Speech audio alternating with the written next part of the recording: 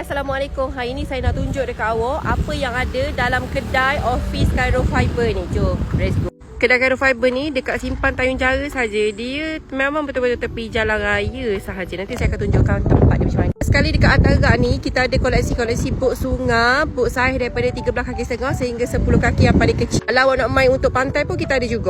Tempat mandi jenazah pun kita ada. Saya disclaimer awal-awal, video ni sangat-sangat panjang. Jadi saya harap awak tengok video ni sampai habis dan jangan lupa untuk like dan follow. Kalau awak nak mari beli, contohnya bahan-bahan untuk repair ataupun nak touch up balik bot awak, kita ada jual juga secara rucik dekat bahagian sini. Kalau nak buat pembelian secara banyak pun tak ada masalah. Yang duduk jauh-jauh, kalau nak buat pembelian secara atas talian pun boleh, tiada masalah. Yang best sekali kalau awak buat pembelian ni, awak nak tahu cara guna dia macam mana, ataupun awak nak minta tim kita untuk ajar, boleh bagi tahu saja ataupun minta je tim kita untuk ajar cara guna dia. Next kita masuk pula dekat bahagian dalam. Pintu ni ramai sangat orang tak jumpa dan tak tahu cara nak masuk macam mana.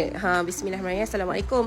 So dekat bahagian sini, di sebelah kiri kita ada koleksi enjin-enjin yang ada ready stock daripada enjin 15 kuda sampai ke enjin yang paling kecil 3.6. Sebenarnya dekat Cairo Fiber ni kita jual 6 brand enjin. Kita ada enjin Honda, Hyundai, Parson, Yamaha, Mercury, Tohatsu dengan Suzuki. Kalau awak nak cari tangki-tangki spare pun ada juga di sini. Kalau awak masuk pula dekat bahagian rak-rak ni, kita ada juga lubricant, minyak-minyak gear, ataupun awak nak cari cat untuk anti-fouling pun ada di ruang sini. Actually barang-barang ni kalau awak masuk, awak tak tahu nak cari barang apa, awak boleh tanya je dengan tim kita sebab dekat sini ada beberapa tim yang akan jaga lah. Antaranya kita ada life jacket, kita ada spark plug, minyak-minyak, semua kita ada juga dekat sini. Cuma buat masa ni sekarang ni, spare part kita hanya letak di bahagian kilang sahaja. So kalau kilang daripada sini tak jauh sangat, lebih kurang dalam 10 minit macam tu. Kita ada ruang tempat menunggu di bahagian tengah ni. Sini awak nak jumpa dengan tim pun boleh, nak tanya ke, nak consult ke, tak ada masalah. Ada tempat ruang menunggu dekat sini. So ada ke yang pernah datang ke showroom kita dekat Jalan Kuala Abang ni? Kalau ada, cuba komen dekat bawah.